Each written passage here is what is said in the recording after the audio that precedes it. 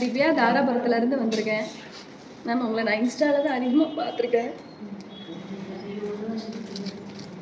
நான் ரொம்ப ஸ்ட்ரெஸ்ஸாக இருக்கிறப்பெல்லாம் உங்கள் வீடியோவை பார்த்துருக்கேன் மேம். நைட் ஃபுல்லாக பார்த்துட்டே இருப்பேன். அப்போ தான் எங்கள் வீட்டுக்கார் சொன்னார், நீ போறியா, உனக்கு தான் மேக்கப் வருதில்ல, போய் கற்றுக்கோ அப்படின்னு சொன்னார். அவர் தான் கொண்டு வந்து விட்டார் மேம். எனக்கு உங்களை ரொம்ப பிடிக்கும் மேம். நீங்கள் இங்கே பேசும்போதெல்லாம் நான் போய் அவர்கிட்ட சொல்லிட்டே இருப்பேங்க மேம், இப்படி சொன்னாங்க, இப்படி சொல்லி கொடுத்தாங்க. ஃபஸ்ட் டைம் வர்றப்ப எனக்கு ப்ரஷ் எப்படி பிடிக்கிறதுன்னு தெரியல. நீங்கள் சொன்னீங்க இந்த மாதிரி ப்ரஷ் பிடி, இந்த மாதிரி பண்ணு அப்படின்னு சொன்னீங்க. நான் அவ்வளோ சீக்கிரம் எதையுமே ஈஸியாக கற்றுக்க மாட்டேன் மேம். ஆனால் நீங்கள் இந்த செல்லக்குட்டி அப்படின்னு சொல்கிற அந்த ஒரு வார்த்தைக்காகவே நான்